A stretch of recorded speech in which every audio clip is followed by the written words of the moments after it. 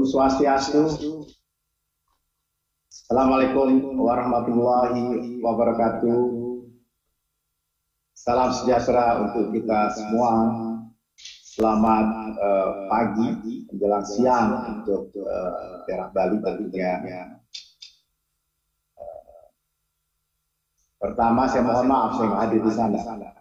Ketika saya diundang oleh Pak Wayan Koster, Gubernur Bali, untuk peluncuran 100 tahun Bali, itu saya langsung membatalkan acara saya di Siau dan langsung terbang ke Bali. Jadi luar biasa pada waktu itu. Tapi ironisnya waktu acara Bappenas, saya terima kasih sekali Pak Gubernur telah hadir dan paling tidak menggantikan saya. Karena seperti pengakuan saya itu kalau Bali itu biasanya saya sebulan 2 atau 3 kali Pak Gubernur ada di Bali tanpa pengetahuan atau sepengetahuan Pak Gubernur. Sebagai paling tidak saya juga sebagai orang yang berdarah.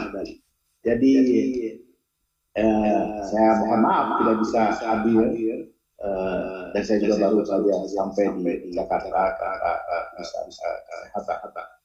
Dan yang saya hormati pejabat Gubernur Bangka Belitung, Pak Dr. Suganda Pasaribu, Pak pejabat Gubernur Papua Barat, Pak Paulus Watoko, kemudian Wakil Gubernur Riau, Gubernur NTT, dan para gubernur atau yang mewakili yang hadir secara online, kemudian yang mewakili kementerian dan lembaga, serta seluruh para stakeholder pembangunan yang hadir pada hari ini di Bali. Sekali lagi saya mengucapkan terima kasih atas kehadirannya. Saya setuju bahwa mungkin usulannya Pak Gubernur perlu dipertimbangkan. Ke depan kita coba mengadopsi kata-kata pemajuan, bukan pembangunan. Mungkin itu lebih secara verbal lebih menggigit, lebih motivasinya jauh lebih kuat. Nah, apa yang kami sampaikan ini Pak Gubernur adalah sesuatu yang diperintah oleh sistem perencanaan pembangunan kita yang sama-sama dulu kita susun di dalam rangka penyusunan undang-undang sistem perencanaan pembangunan nasional, di mana kita diwajibkan menyusun rencana pembangunan jangka panjang nasional setiap tahun. Kita telah sukses melaksanakan yang bertahun tahun 2005 sampai tahun 2024, dan berikutnya adalah 2025 hingga 2045 yang mendekati 100 tahun Indonesia merdeka. Dan tentu banyak hal yang telah kita capai selama RPJP 2005 hingga 2024. Naik turunnya tentu ada saja. Tapi sekali lagi sebagai dokumen demokratik dan juga dokumen politik ketika menjadi undang-undang, tentu ini menjadi acuan kita bersama. Dan saya setuju juga apa yang disarankan oleh Pak Gubernur mengenai apa sih yang menjaga eksistensi Indonesia hingga di akhir zaman. Sesuatu yang saya ingat pada waktu peluncuran 100 tahun pembangunan Bali, haluan pembangunan Bali 100 tahun ke depan, Nangun Sakerti Loka Bali itu, maka mungkin kita harus punya Nangun Sakerti Loka Nusantara. Begitu kira-kira Pak Gubernur. Jadi saya setuju untuk hal itu. Namun ada beberapa catatan yang ada pada kami. Yang pertama, kita sukses untuk setidak-tidaknya perkuatan reformasi birokrasi kita. Kita sekarang sudah punya sistem pemerintahan berbasis elektronik, meskipun belum semuanya, tapi setidak-tidaknya kita sedang menggelinding ke sana, diantaranya dengan bentuk mall pelayanan publik. Dan ini untuk menunjukkan bahwa kita sedang memperbaiki birokrasi kita, termasuk isi of doing business, kita juga meningkat pesat dari 103 menjadi 3. Jadi kemudahan sudah semakin baik. Kemudian kita punya program mengenai kesejahteraan sosial masyarakat juga luar biasa, dan itu terbukti ketika kita menghadapi pandemi. Lalu kita juga melakukan hilirisasi dalam sumber daya mineral. Ya, ini merupakan bagian dari peta besar kita untuk membuat industri manufaktur di Indonesia agar kontribusinya semakin tinggi. Tentu ini harus diikuti dengan pembangunan ekosistem dari industrialisasi yang kemudian bagaimana ke depan dalam konteks itu menempatkan organisasi sumber daya mineral yang merupakan bagian dari non-renewable resources. Kita juga telah dengan kencang mendorong penataan destinasi pariwisata prioritas, kemudian kebijakan BBM satu harga, kita ingat sampai di seluruh Indonesia hari ini. Lalu kita sedang menyiapkan kota Nusantara dan percepatan pendaftaran tanah di seluruh tanah air. Tantangan global tentu tidak bisa kita abaikan saja. Terutama kita akan lihat mengenai demografi global. Demografi global yang menarik adalah jumlah penduduk akan mendekati 10 miliar dan porsi lansia yang lanjut usia ini akan semakin besar, dan kemudian kontribusi dari struktur jumlah penduduk itu nanti Afrika akan menjadi 40%, Asia sekitar 50%, sisanya adalah dari bangsa yang lain.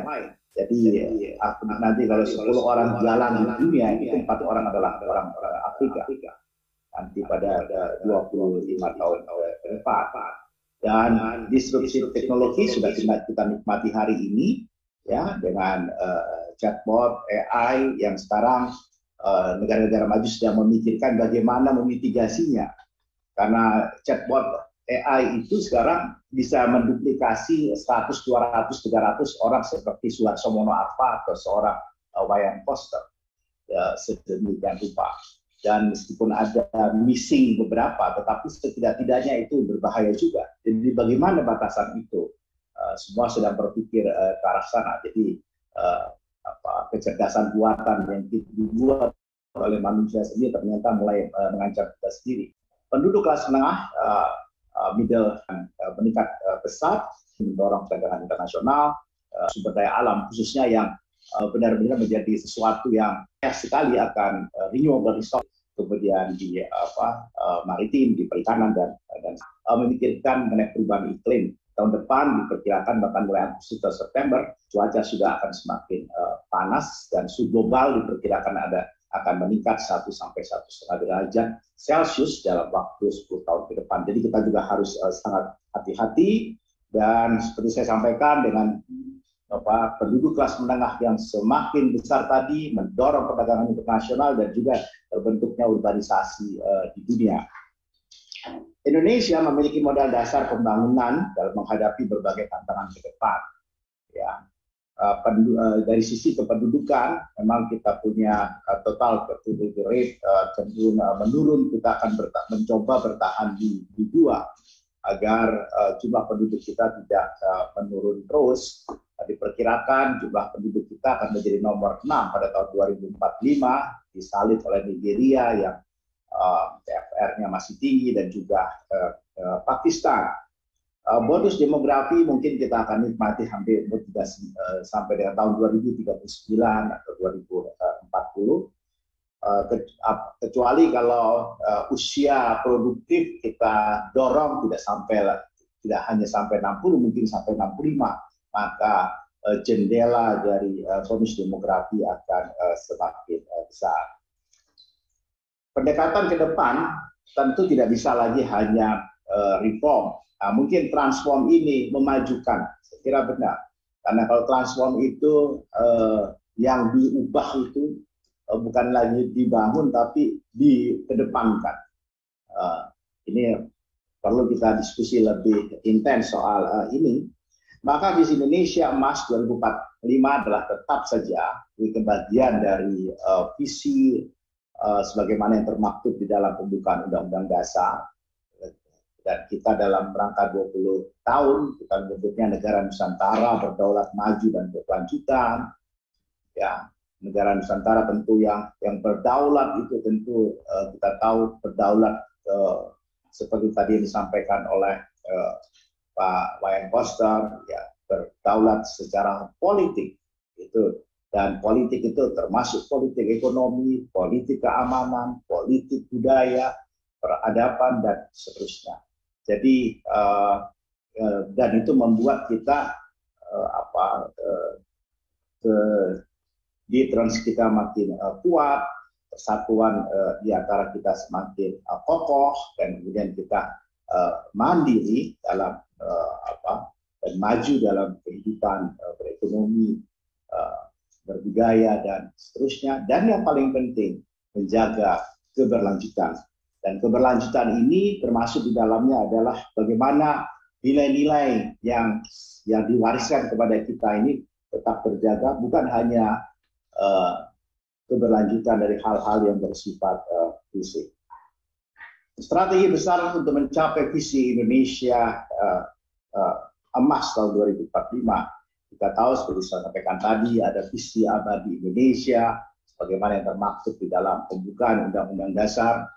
Kemudian kita memiliki modal dasar yang saya sampaikan tadi, dan kita harus memperhatikan lingkungan strategis. Hal ini adalah faktor eksternal, dan kemudian kita bagaimana memaknai kehidupan sehari-hari berdasarkan nilai-nilai Pancasila, sehingga itulah eksistensi dari Indonesia. Dari situlah kita turunkan 8 misi pembangunan dengan 17 arah pembangunan yang kemudian cara mengukurnya ada 45 indikator utama. Ini 17, 8, 45. Sehingga angka ini pun kita untuk mengingatkan kita semua mengenai soal kemerdekaan kita. 5 sasaran visi Indonesia Emas tahun 2045 adalah tentu kita kalau kesejahteraan secara teknokratik harus bisa diukur apa saja. Kemudian kalau kita lihat, maka tentu GNI per kapitanya harus seperti negara-negara maju hari ini, sekitar 20 sampai 30.300 GNI ini dihitung pada Atlas Map, dan itu selamanya bergerak. Ya, jadi kita bukan hanya lolos dari middle income trap, tetapi kita sudah masuk menjadi negara high economic.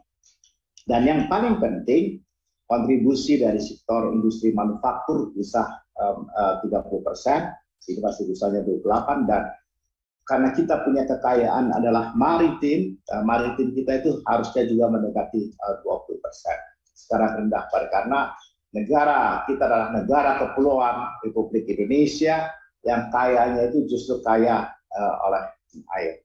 Seperti kata Bung Karno, jangan kita melihat Indonesia itu pulau-pulau yang dipisahkan oleh laut, tidak.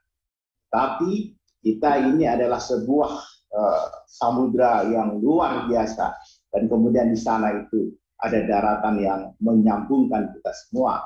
Itulah kemudian Juanda memperjuangkan landasan kontinen, ya, yang luar biasa, sehingga pengakuan perairan Indonesia di dalam antar pulau itu menjadi bagian dari teritorial Indonesia. Itu luar biasa, itu dan diakui oleh dunia, ya.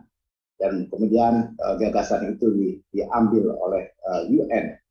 Yang kedua adalah kemiskinan kita tekan, ya. Dan yang paling penting adalah rasio Gini. Ini yang menggambarkan mengenai apakah kita telah berbagi dengan adil. Karena sekarang kita masih pakai dengan angka pengeluaran. Mudah-mudahan rasio Gini yang ke depan kita bisa lihat dari pendapatan, sehingga apakah pendapatan itu terdistribusi dengan baik atau tidak. Dan kita berharap kontribusi dari kawasan timur menjadi lebih naik dibandingkan di sebelah barat. Kemudian kita juga akan mendapatkan seperti saya bilang return effect, dan kita kemampuan diplomasi kita yang senantiasa ke depan, dan dari sisi Global Power Index kita semakin meningkat menjadi 15 besar, dan mudah-mudahan ke depan semakin lebih besar lagi. Dan tahun 2025 ini sebagai pijakan awal untuk take off kita sampai dengan 2045. Kita berharap GNI kita dari yang sekarang sudah di 4.400-an, ya, tahun depan 4.700 mungkin, dan tahun 2025 kita berharap kita mulai dengan angka 5.500. Dan kemudian kemiskinan kita bisa turunkan di 6,5, kemudian penurunan gas rumah kaca bisa turun lagi, bisa naik lagi dengan sampai angka 38. Dan yang paling penting adalah Human Capital Index. Sekarang kita masih pakai indeks pembangunan manusia, Human Development Index. Jadi ke depan kita menggunakan Human Capital Index. Saya kira ini sepadan dengan kata-kata pemajuan. Apa 8 agenda transformasi? 8 agenda transformasi itu ini adalah pola pikirnya. Jadi transformasi ini adalah game changer kita. Ada transformasi Indonesia ke depan, sosial, ekonomi, dan tata kelola yang dilandaskan pada supremasi hukum, ketahanan sosial, budaya, dan ekologi. Itu menjadi sebuah kondisi sine qua non. Kemudian ada kerangka implementasi transformasi yang merupakan adalah bagaimana, kayak tadi disampaikan oleh Pak Gubernur, mengikuti arahan dari dulu, cita-cita Bung Karno, Kalimantan peranannya apa, Sumatera peranannya apa, Papua peranannya apa, Bali peranannya apa. Jadi pembangunan kewilayahan nanti, kemudian sarana dan prasarana ini juga sebuah yang benar-benar harus tersedia. Bagaimana SPM untuk di seluruh wilayah di tanah air itu sudah merata dan keberlanjutan. Ada 17 arah pembangunan, saya kira di dalam masing-masing 8 tadi diturunkan 17 arah tujuan. Transformasi sosial, saya kasih contoh misalnya, kita harus sehat. Tidak ada cerita kalau kita tidak sehat. Dan sehat itu bukan hanya orang di Jakarta atau di Pulau Jawa yang sehat, tapi seluruh masyarakat Indonesia harus sehat. Dan kualitas kesehatannya itu seperti apa, kualitas pelayanan kesehatannya seperti apa, itu harus. Begitu juga pendidikan berkualitas yang merata, dan perlindungan sosial yang adaptif. Ini is a must, nggak bisa lagi dikatakan tidak. Dulu juga saya ingat sekali Bung Karno mengatakan kowe harus pandai berhitung, maksudnya itu adalah matematika, dan kowe jangan lupa dengan sejarah nenek moyang kalian, begitu, dan gantungkanlah cita-citamu setinggi langit. Jadi yang menarik adalah berhitung itu, atau kita sebut adalah matematika. Jadi artinya memang Bung Karno adalah insinyur sipil, jadi kuat di matematika, dan itu mengajarkan cara berpikir yang sistematis, kemudian integratif, dan seterusnya. Saya kira kalau kita bisa baca apa yang diucapkan oleh Bung Karno soal itu luar biasa. Kemudian jadi transformasi sosial pada intinya adalah manusia Indonesia. Manusia Indonesia yang unggul itu seperti apa, sehat itu gimana, cerdas terpelajar seperti apa. Malah Pak Gubernur Bali, saya berharap kalau bisa ada ada apa ya, ada perda di Bali. Ini sebenarnya kami ingin bicarakan dengan Bapak, bagaimana kalau coding, ya, bahasa coding itu diajarkan, termasuk bahasa daerah Bali itu, bahasa daerah Bali mungkin sekarang sudah diajarkan, saya tidak tahu. Tapi dia harus masuk di kurikulum bahasa Bali, bahasa Inggris, dan bahasa coding. Itu basic diajarkan mulai dari kelas 1 SD. Karena bahasa Bali itu akan menjaga tata nilai dan ngerti, karena di dalam bahasa itu pasti ada values yang tersembunyi di dalamnya. Dan bahasa coding supaya kita tidak diakalin dan kemudian kecerdasan buatan bisa kita hadapi, ya, bahasa coding. Dan anak-anak sekarang sudah bisa, cucu saya aja belajar bahasa coding umur 6 tahun sudah luar biasa.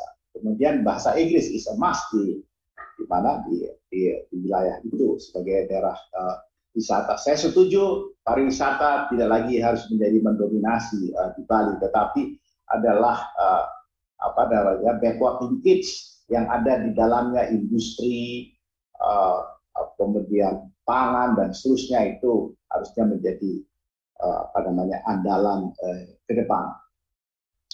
Kemudian itu saya kira yang penting, dan ini udah berulang kali soal middle income trap, ya, sudah berulang kali saya kira didengar mengenai bagaimana caranya kita harus melewati middle income trap ini, bagaimana supaya kita mencapai 9,8 triliun US dollar. Hari ini kita kira-kira 1,5, jadi artinya ke depan itu harus 6 kali lipat. Jadi PDB 5 besar di dunia, atau kalau 7 berarti dia sekitar 7,2 triliun US dollar. Middle income plus kita sudah di 80%. Kemudian, jadi ini transformasi ekonomi ini yang paling penting adalah bagaimananya. Nanti saya akan bicara setelah itu, terutama industri manufaktur. Dari industri manufaktur, pertumbuhan industri manufaktur harus di atas pertumbuhan ekonomi. Jadi kalau ekonomi 7% per tahun, maka industri manufaktur harus 9 atau 10% per tahun. Ya. Kemudian berikutnya adalah tata kelola. Tata kelola ini menjadi penting, dan kita sudah mengadopsi sistem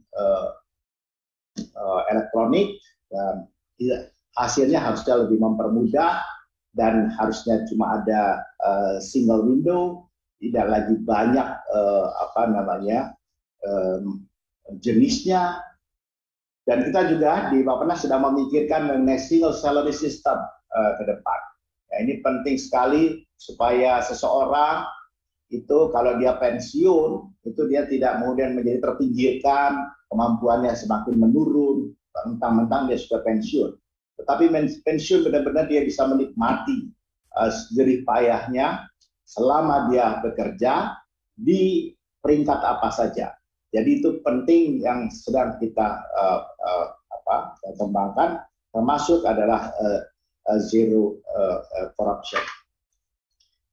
Tentu pembangunan ini tidak bisa dengan serta-merta begitu saja, ada stepnya, stagingnya.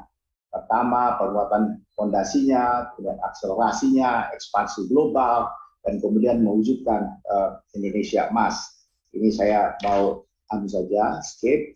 Selanjutnya adalah ini wilayah. Bagaimana daerah sekarang? Kita lihat kalau di data ini PDRB per kapita tahun 2022 di wilayah-wilayah Indonesia kelihatan sekali timpang. Ini pasti ada sesuatu yang harus kita perbaiki. Jadi kita lihat di sini, Papua Barat itu sudah masuk di upper middle income, sementara Bali itu masih masuk di lower middle income. Ini hanya gara-gara PDRB dibagi dengan jumlah penduduk. Tapi inklusivitas dari pertumbuhan ekonomi dan keadaan ekonomi berbeda sekali. Papua Barat tingkat kemiskinannya tinggi, Bali tingkat kemiskinannya lebih rendah, bahkan di bawah nasional. Jadi kualitasnya ini berbeda. Ini yang saya minta ya nanti bersama-sama teman Bappenas itu untuk kita lihat apa masalahnya. Jadi seperti tadi Pak Gubernur sampaikan di Bali. Jangan sampai orang semua hanya investasi di Bali. Tapi orang-orang Bali itu hanya jadi menunggu begitu aja, jadi pekerja, kemudian sehingga PDRB-nya itu kalau kita lihat dibentuk oleh masyarakat setempat mungkin cuma berapa persen. Selebihnya diambil keluar. Nah ini harus tidak boleh. Ke depan tidak bisa. Jadi jangan seperti juga terjadi di Sulawesi Tengah, terjadi hilirisasi luar biasa, tiba-tiba naik ke 7.000 US dollar per kapita, tapi kemiskinan masih tinggi. Nah ini PR kita. Saya kira ini yang nanti akan didalami di dalam pertemuan ini, bagaimana caranya. Nah, karena itu kami misalnya di Bappenas itu ingin kerjasama dengan Bali dan berikutnya nanti dengan Bangka Belitung dan Kepulauan Riau serta Kalimantan Timur. Tapi sekarang kami sedang dengan Bali, bahkan kami mengajak beberapa negara untuk sama-sama ikut di dalam perkembangan di Bali. Misalnya soal blue economy, green economy, mengenai blue energy dan semua itu banyak kami sama-sama terapkan bersama Pak Gubernur di Bali. Kami ingin menjadi showcase untuk Indonesia Emas 2045 itu Bali. Saudara bisa lihat bagaimana loncatan Bali, bahkan yang cita-citanya 100 tahun bahkan hingga di akhir zaman. Jadi saya lihat kalau ada gubernur-gubernur seperti Pak Wayan, saya kira menarik sekali. Jadi paham betul apa yang harus dikerjakan di dalam ini. Ini beberapa setiap daerah memiliki isu prioritas pembangunan yang berbeda-beda. Jadi kita lihat kalau di Bali itu sebenarnya soalnya hanya soal mengenai aspek pembiayaan. Jadi kalau aspek pembiayaan itu diberikan akses kepada masyarakat Bali lebih luas dan seterusnya, bukan dari luar, akan berbeda. Beda halnya misalnya dengan Jawa Barat, Banten, ya ini memang di soal kesehatan dan juga masih ada soal pendidikan, demikian juga di Jawa Barat, terutama Jawa Tengah itu adalah karena pendidikan. Ya, bayangkan di Jawa Tengah dan di Jawa Barat itu begitu banyak industri, tetapi PDRB per kapitanya di bawah middle income kan, ya masuk di dalam middle income, di bawah masih lower middle income kan, aneh bin ajaib. Nah, ini yang kita ingin lihat kedalaman seperti ini. Termasuk kita lihat nanti misalnya ini next mengenai Maluku dan Maluku Utara. Ternyata problemnya di sana dari growth domestic yang kita lihat itu adalah di infrastruktur. Karena itu kebijakan wilayah ke depan itu akan harus fokus pada faktor penghambat utama pemajuan. Jadi apa saja, ini nanti masing-masing daerah silakan bercerita apa saja. Kita ingin mengejar ketertinggalan itu. Dan kalau ini kita bisa temukan, maka dengan sendirinya dia bisa konvergen ya dengan RPJPN sehingga terjagalah konsistensi perencanaan pusat dan daerah sedemikian rupa, dan ketika diturunkan ke dalam RPJMN dan RPJM daerah, apalagi nanti 2024 semuanya waktunya sama dan turun di RKP-nya juga sama, wah ini kan menarik. Jadi kita semua energinya itu tumpu pada waktu yang bersama. Jadi kita berharap substansi dari rencana pembangunan jangka panjang daerah itu ya napasnya itu selaras dengan RPJMN yang disesuaikan dengan karakteristik wilayah dan kontribusinya terhadap pembangunan nasional dan keadaannya masing-masing. Karena itu periodisasinya mungkin tidak selamanya sinkron dengan nasional, tetapi nasional akan bisa menjadi rujukan. Saya kira itu yang ingin saya sampaikan. dalam kesempatan yang baik ini, sekali lagi mohon maaf saya tidak bisa hadir di sana juga.